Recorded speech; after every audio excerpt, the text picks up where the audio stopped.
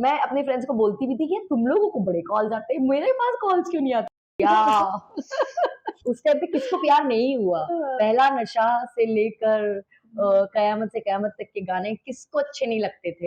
Thankfully जिसको मैं पसंद करती थी वो मुझे भी पसंद करता था। लेकिन वो बचपन वाला प्यार होता है ना, वो वहीं रह जाता है। क्योंकि उस टाइम का ऐसे ही होता है कि आप सिर्फ हाय बोलने के लिए ही आप सोचते रह जाते हो। जो भी आपको कास्ट कर रहे हैं, उन्हें ऐसा लगता है कि आपसे हायर फॉलोअर्स वाले जो प्रोफाइल्स हैं, वो उन्हें बेटर बिज़नेस दे सकते हैं, उन्हें ज़्यादा बेनिफिट कर सकते हैं, तो उन्हें पूरा हक है उन्हें चूज़ करने का। टेलीविजन पर ड्रीम डेब्यू और अब वेब पर भी ड्रीम डेब्यू, ये क्या बोलेंगे? आईएमबी पर ये मेरी फैमिली की रेटिंग 9 देखी मैंने, जो बड़े-बड़े ब्लॉकबस्टर मूवीज़ की भी नहीं होती है। कैसी फीलिंग लग रही है आपको? ओह! इतनी प्राउड फीलिंग है ना जब हमने ये रिव्यूज़ देखे हमारे सीरीज़ के लिए और जैसा आपने कहा 9 मिला है रेटिंग। सो इतनी हार्ट वार्मिंग फीलिंग है और लगता है कि हाँ, जो मेहनत हम सब ने मिलके की, अब वो मेहनत रंग लाई है। इस तरह का डेब्यू शायद कम लोगों को देखने को मिलता है कि पूरी फैमिली बैठकर देखे और आजकल की जनरेशन जिसने जूही परमार को टेलीविज़न पर नहीं देखा है उतना, वो आपको देख रही हैं, वो आपका नाम पूछ रही हैं। तो वो एक आपको ऐसे रिव्यूज़ मिले ये सब देखने के बाद इस तरह के?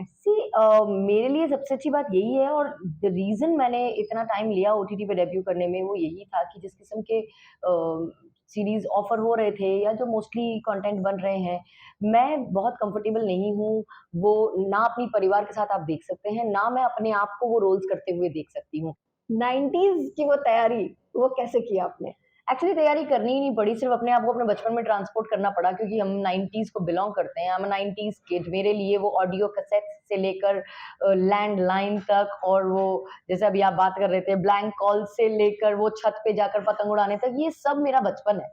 सो मुझे कोई मेहनत नहीं करनी पड़ी। मुझे जैसे हेतल ऋतिका का रोल किया है या ऋषि तो उनके लिए ये सब एलियन चीज़ें थी। उन्होंने कहा ये कैसे होता है या वो कैसे होता है? जैसे एक सीन था जिसमें हेतल को वो ऐसे निब पेन था और उससे इंक भरनी थी, उसे आ ही नहीं रहा था, तो उसे अब हमारे जो सेट पे जो असिस्टेंट्स थे, वो भी सब यंग 20s वाले थे, तो उन्होंने भी नहीं देखा था वो तो। सो आई टोल्ड हर कि इसको ऐसे-ऐसे प्रेस करो तो आ जाएगा, तो जब उसने प्रेस किया तो उसके हाथ में इंक लग गई। तो शी वाज़ लुकिंग कि क्या करूँ? मैंने कहा ऐसे पोंछ लो और सीन में भी ऐसे ही करना, हम यही करते थे बचपन में। So you know it was so real मेरे लिए कोई प्रिपरेशन नहीं थी, मेरे लिए सिर्फ़ अपना चाइल्डहुड रिलिव करना था। उन लोगों के लिए एकदम नया था जिन बच्चों ने ये चीज़ें देखी ही नहीं थी। ब्लैंक कॉल की बात कर रहे थे, एज़ आई सेड मैंने जूही को एक कॉम्प्लीमेंट दिया कि आपकी सीरीज़ के थ्रू आज के बच्चे समझ गए कि 90s में ब्लैंक कॉल क्या हाँ, होता अपनी था। फैमिली के साथ ही आपको बैठ बहुत के ब्लैंक देखा। कॉल आते होंगे, ये तो मैं बता सकती हूँ, बहुत ब्लैंक कॉल आते होंगे। ऑनेस्टली मैं ना बड़ी ऐसी जैसे नीरजा स्ट्रिक्ट है ना बाहर से, मैं ऐसी ही थी शुरू से। सो लोग डरते थे। मैं अपने फ्रेंड्स को बोलती भी थी कि तुम लोगों को बड़े कॉल्स आते हैं, मेरे पास कॉल्स क्यों नहीं आते? तो वो बोलते तुम जिस किस्म की हो ना, तुम्हें फ़ोन करने से लोग डरते होंगे।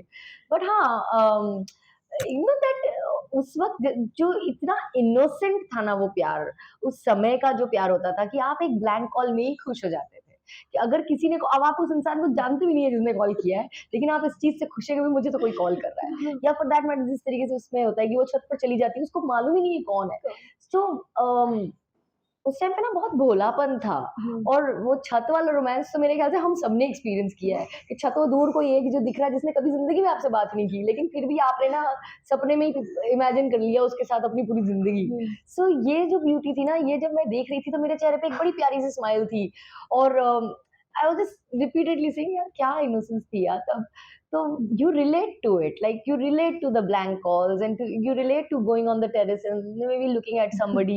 These are such beautiful memories and इसमें जो इनोसेंस छुपी है ना वो अब एक्सपीरियंस नहीं करनी पड़ती क्योंकि अब ना बहुत आसान हो गया है। व्हाट्सएप पे चैट शुरू हो जाती है, जिस दिन मिलते हैं उसी दिन नंबर देते हैं। फटाफट रोमांस शुरू हो जाता एक है। टाइम पर अपना नाम बताना और अपना नंबर देना was such a big thing कि ऋतिका बेचारी वो बोलती कि मैं छत पे गई और बाल खोल के गई तो वो उसी गिल्ट में मर गई कि मैं बाल खोल के चली गई थी।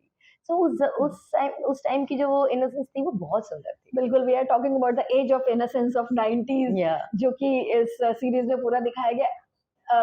वो एपिसोड है जिसमें कि there is a guy who is chasing या ऋतिका और फिर ऑब्वियसली वो उस लड़के को पसंद नहीं हाँ, करती and you know she is little disturb और उसको ये सब समझ में नहीं अभी बिल्कुल आपने बात की।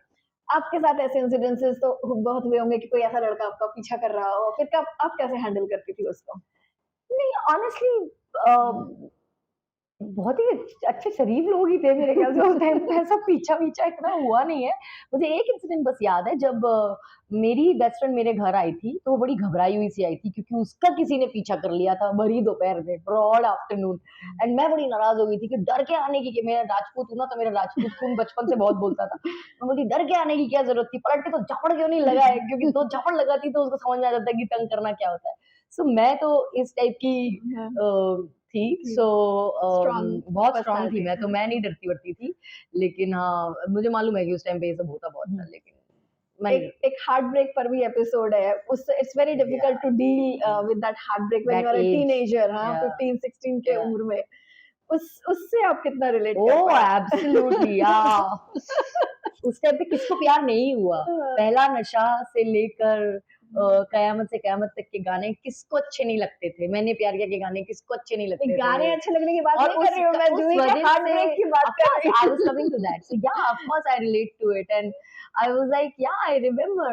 But the only thing is कि मेरा हार्ट ब्रेक ऐसा नहीं हुआ था कि बिकॉज़ थैंकफुली जिसको मैं पसंद करती थी वो मुझे भी पसंद करता था।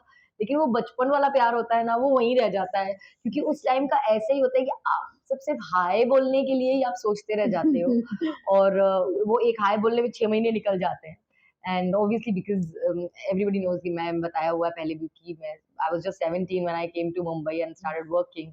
तो वो मेरा वो वहीं रह गया, एक ऐसे सपने की तरह वहीं पे। और इट्स अ ब्यूटीफुल मेमोरी, जो बस जैसे मैंने बताया ना, वो छत से देख के खुश हो जाना, बस वहीं तक का था। बट या I am happy that I experienced that, because वो वाला प्यार जो होता है ना, वो बहुत स्पेशल होता है, क्योंकि वो बहुत प्योर होता है, and I am glad to have that kind of experience of that feeling. Talking about web series these days, what do you have to say about the kind of content? मतलब according to journalist and a writer, मुझे ऐसा लगता है कि आजकल के web series में आप जिस तरह के सीन्स की बात कर रही थी, कहानियों की मांग से ज्यादा मुझे लगता है वो फोर्स्ड सीन्स होते हैं। आपका टेक क्या है इसके बारे में?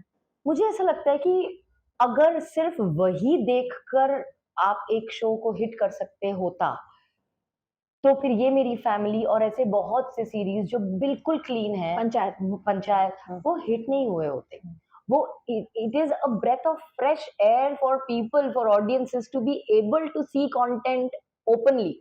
हमें अपने कमरों के दरवाजे बंद करके कंटेंट देखने की जरूरत पड़े तो हम तो आइसोलेट हो रहे हैं। अपनी फैमिली के साथ बैठकर कंटेंट देख सके, फ्रेंड्स के साथ ओपनली देख सके, या अपने कमरे में भी देख रहे हैं तो फैमिली का कोई आ गया तो आपको एम्बेरस ना होना पड़े कि ओ गॉड मैं क्या देख क्या रहा था या देखा? क्या सुन हाँ, रहा था। हाँ।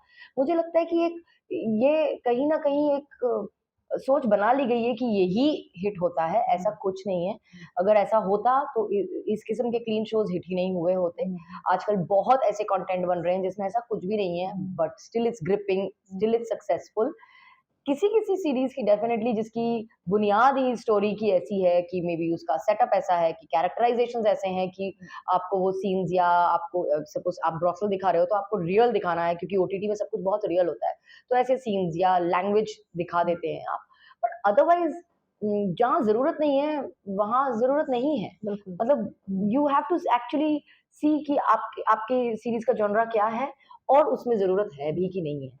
ज़बरदस्ती घुसाने की ज़रूरत मुझे नहीं लगता है, एंड आई थिंक अब वो बहुत कम हो गया है। आप बहुत सीरीज़ देखेंगे जिसमें ऐसा कुछ नहीं हो रहा है। I just watched a series called Jubilee, and it was a story of 40s where they are recreating, trying to recreate Ashok Kumar's story, और उसमें अलग-अलग सारे एक्टर्स उन्होंने पिक किए थे। एंड मैंने उस सीरीज में देखा कि बहुत सारी गालियाँ थी। तो फिर मैं सोचने लगी, बिकॉज़ मुझे हिस्ट्री की समझ अच्छी है, तो मैं सोचने लगी क्या 40s में ये लोग गालियाँ इस देते तरह की होंगे? इतनी गालियाँ देते होंगे, जो आजकल के वेब सीरीज में है। तो मुझे ये पर्सनली बहुत ही फोर्स्ड लगा। तो now talking about story telling, कि आपको क्या लगता है कि वेब सीरीज का तो एक दौर अब अच्छा खासा, आई मीन 10 इयर्स हो चुका है इसका।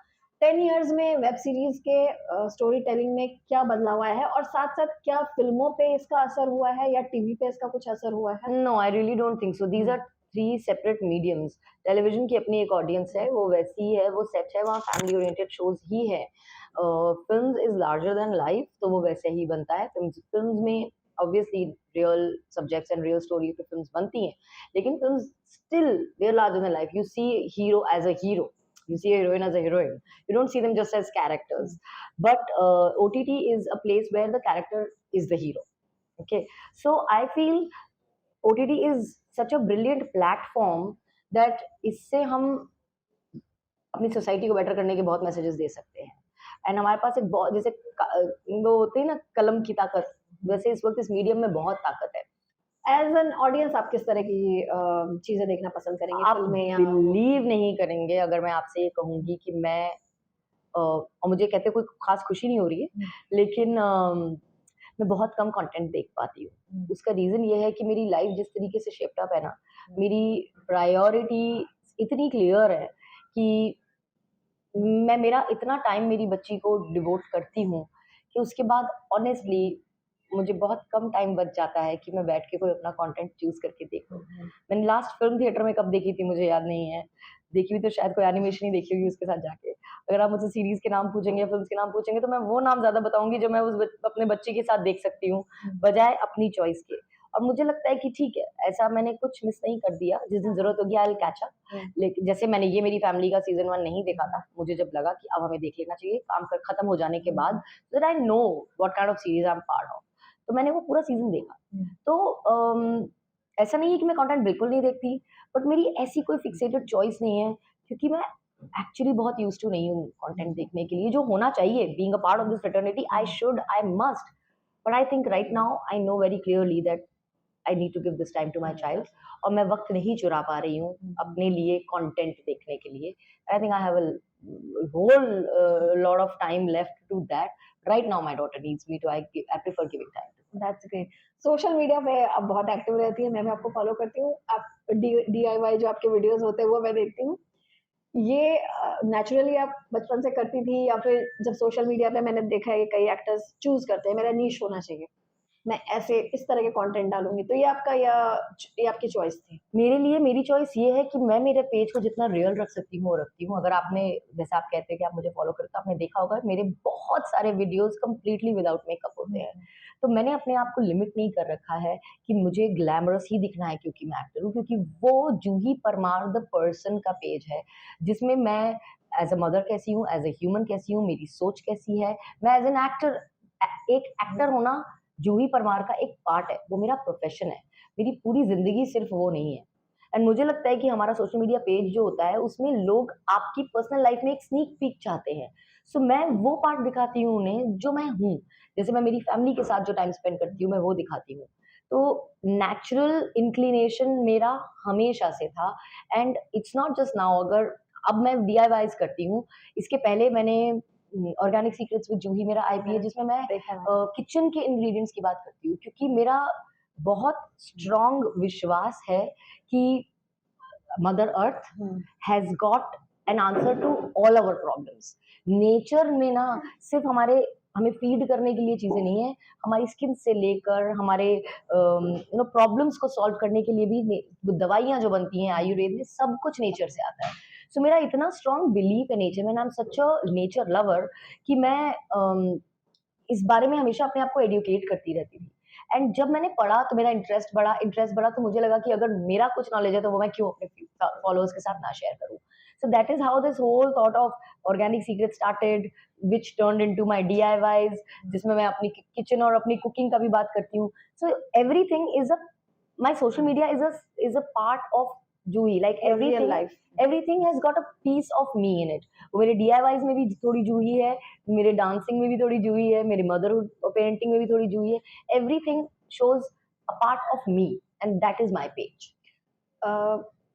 कई एक्टर्स ऐसा भी कहते हैं कि सोशल मीडिया उनके लिए एक एक्स्ट्रा काम है, प्रेशर है उनके लिए, और वो उतना टाइम अगर नहीं निकाल पा रहे हैं, और सोशल मीडिया पर उनके ज़्यादा फॉलोअर्स नहीं होने से वो कई एक्टिंग असाइनमेंट्स भी उन्हें नहीं मिल पाते।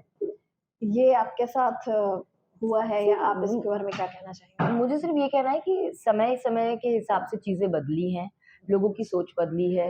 अगर जो भी आपको कास्ट कर रहे हैं उन्हें ऐसा लगता है कि आपसे हायर फॉलोअर्स वाले जो प्रोफाइल्स हैं वो उन्हें बेटर बिजनेस दे सकते हैं, उन्हें ज्यादा बेनिफिट कर सकते हैं, तो उन्हें पूरा हक है उन्हें चूज करने का, क्योंकि after all it's a business, it's show business, they are working and they are not here for making Charity. anybody happy. Mhm. They are here to do business. So if they feel that this is going to benefit their business more and this person is going to be more beneficial, they have all the right to choose that person. मुझे लगता है but actors को डरने की इसलिए जरूरत नहीं है क्योंकि अगर आपको अपनी काबिलियत पे विश्वास है और अगर आपने अपनी काबिलियत शोकेस की हुई है तो जो आपके लायक सही रोल है वो आपके पास आएगा ही, इवन इफ आप सोशल मीडिया पर नहीं है। जब जब सोशल मीडिया नहीं था तभी भी हम काम करते ही थे। सो हम तो वो ब्लेस्ड जनरेशन है जिसने no social media to social media वाला टाइम देखा है, हमने वो ट्रांजिशन देखा है, सबसे ज़्यादा एडेप्टेबल जनरेशन है हम लोग। तो मुझे नहीं लगता है इसे डरने की या इससे कोई शिकायत करने की ज़रूरत है। आप बस अपना काम करते रहिए। जैसे मैं बहुत से ब्रांड्स एंडोर्स करती हूँ अपने पेज पे और मेरे प्रिंसिपल्स हैं, जैसे मेरा कंटेंट में मेरा प्रिंसिपल है कि मैं इस किस्म का काम नहीं करूँगी, ऐसे मेरे सर्टेन प्रिंसिपल्स हैं, मैं इस किस्म के ब्रांड एंडोर्स नहीं करूँगी जो मैं बिलीव नहीं करती या जो कोई गलत मैसेज दे रहे हैं। So without naming them, it's a fact that I have said no to so many brands because even if I am getting very well paid for it, I will not do it. So it's very easy to pass judgments ऐसे कि हाँ, तुमको पैसे मिल रहे हैं ना इसलिए तुम सोशल मीडिया पे हो। No, everybody is not like that. Social media, yes, is a very important part of our professional life also now, but at the same time it depicts how you are personally. So I choose everything very very carefully because it's my moral responsibility after becoming an actor and especially being popular, and when people look up to you, there is a certain part of you which has to be responsible towards your audience and your society कि आप क्या message उनको दे रहे हो through your personality or through whatever brands also you're endorsing. So I choose that also very very carefully. Now we are coming towards the end of the interview. तो अब जानना चाहेंगे कि क्या जूही टेलीविजन के उसी हेक्टिक शेड्यूल में वापस जाना चाहेंगी अगर आपको कोई उस तरह का शो मिले, आप जिस शो को मतलब जिस तरह का शो आप करना चाहती हैं, या फिर you will stick to web series? See, honestly, in terms of time, it is better that मुझे यहाँ कम समय देना पड़ता है OTT में, तो मैं वर्क लाइफ बैलेंस ज़्यादा अच्छा मेंटेन कर सकती हूँ। बट हैविंग सेड दैट, मेरे अंदर का जो एक्टर है, मैं उसकी हमेशा सुनती हूँ और मैं डिसीजन हमेशा दिल से लेती हूँ, चाहे वो काम में हो, चाहे वो पर्सनल लाइफ में हो। तो अगर कोई रोल सुन के मेरे इधर से आवाज़ आई ना, कर ले, तो मैं हाँ कर देती हूँ। It's just about that. और अगर मेरे यहाँ से आवाज़ आई ना, जूही डोंट डू इट, तो मैं नहीं करती हूँ। तो मैं मीडियम देखकर नहीं चूज़ कर सकूँगी।